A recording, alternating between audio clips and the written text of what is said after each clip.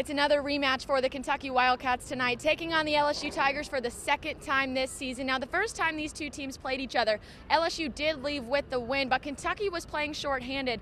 No Robin Benton, no Jasmine Massengill, and now that we've seen this team back at its full strength, we saw it last night in their win against Mississippi State, you can tell how much of an effect a full bench has on this team. 5 different Wildcats scored in double figures over the Bulldogs last night. One guy who we don't know anything about at the moment is Oscar Tshiebwe. He talked after the game and said he has not made a decision yet regarding his plans for next season. He said he will sit down with John Calipari and talk to his family in the next couple of days to start to make that decision. But for graduate transfers Davion Mintz and Kellen Grady, this was their final game as a Kentucky Wildcat. An absolutely incredible finish to this game. Obviously, I didn't play a single minute, and yet my watch kept telling me, you need to calm down. Kentucky basketball had its first consensus All-American since Tyler Ulis in 2016 with no real team achievements to show for it. No SEC title and not even a single win in the NCAA tournament. Yeah, and that's the crazy part about college basketball. So often teams and even individual players are remembered for what they do in the postseason. It has been absolutely crazy in here today as the Kentucky Wildcats defeat #1 South Carolina, and what a comeback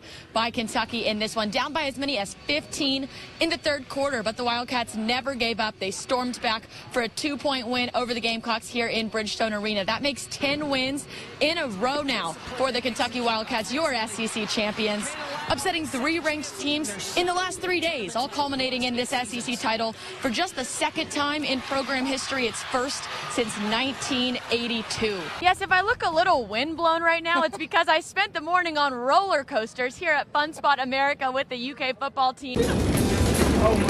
Before they started this 8-game win streak, they had a team meeting. They talked about it a lot this week. Kyra Elsie said she stood up and her main message was all about accountability.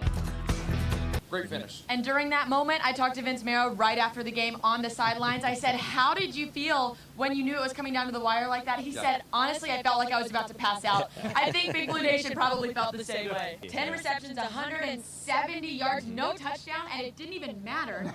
Still good enough to be the Citrus Bowl MVP. What do you think went wrong for the Cats?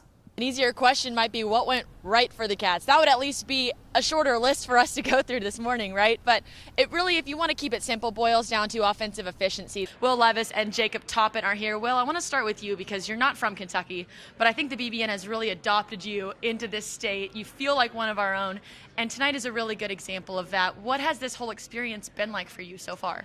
It's been great, and like you said, I mean, I've only been here since May, but Kentucky truly does feel like my second home. 4 straight bowl victories. Only Kentucky and Alabama can say that. What does that say about this program?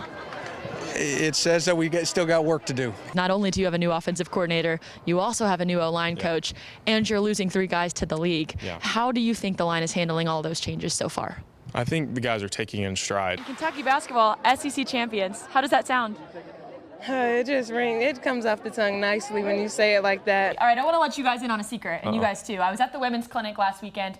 Coach Cal had the guys practicing zone. Don't freak out. But I saw it with my own eyes. Goose, do you think that was just for show, or is Cal really going to play more zone defense? I think he is. And Kentucky is in for a very unique challenge tonight. We have to talk about Mike Leach and that famous air raid offense, of course. Mississippi State throws the ball right around 57 times per game. That puts them well above everyone else in the SEC, and they move quickly with their offense averaging right around 80 plays per game. That is so different from anyone else Kentucky will play this year. We talk about the air raid a lot. It steals a lot of the headlines, but Mississippi State's defense is being vastly underrated here, and they play a unique style as well. It's known as the 3-3-5 defense. You see it right here. DeAndre, when we talked right after the game, obviously after a huge win, you're clearly in pain. You're trying to celebrate and balance all these emotions. And you still wanted to take a minute to thank Big Blue Nation, even saying that this fan base has helped you become a man. What did you mean by that? How have they helped you do that? Thanks, guys. And you're right. This is not, though, how you're used to seeing Abby Steiner. But it's not a mistake. When she first came to UK, she was coming here to play soccer, and she did for her freshman year back in 2018. But she was always fast. UK soccer coach went on record at the time saying Steiner's 40-yard dash time was faster than the majority of Kentucky's men's soccer players. So after just 1 season, she hung up her soccer jersey to focus on track full-time, and the results speak for themselves. Maggie Davis joining us now live here in studio with more on Kentucky football's turn in the spotlight today. Absolutely. Thank you, Larry. Like you mentioned, today was Kentucky's day to shine. All about the Cats. We heard from head coach Mark Stoops plus Darian Kennard and Josh Paschal. And listen to this one.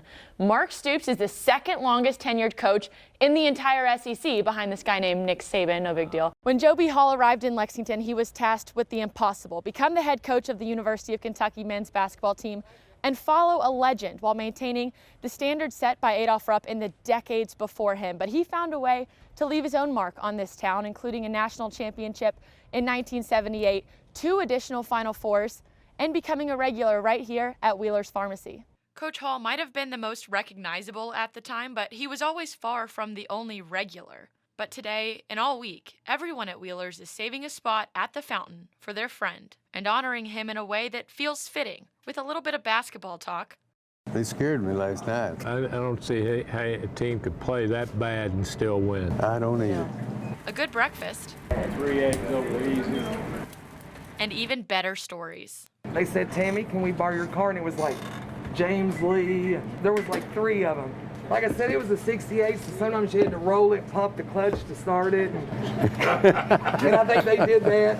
They rolled down that little hill, you know, where the Wildcat Lodge was. In a way, Coach Hall's consistent presence at Wheeler's represents who he was, whether he was going to the games with his friend.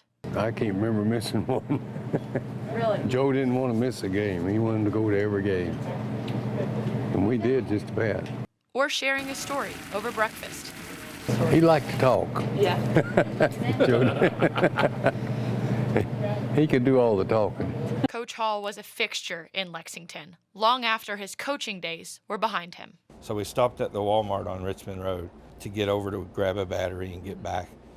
Well, that took about an hour and a half, because every time you go, somebody would say, "Oh, Coach Hall." And Coach Hall would always take the time, "Oh, I remember that game. I remember being there." You know, may not remember the person, but yeah, every 20 feet, you know, he'd get stopped. I wasn't on the basketball court with him for him to yell at me. Right, exactly. You got the better end of the deal. I saw him in a different light, yeah. Stuart's dad, Tammy's father-in-law, William Buddy Wheeler, opened this pharmacy in 1958.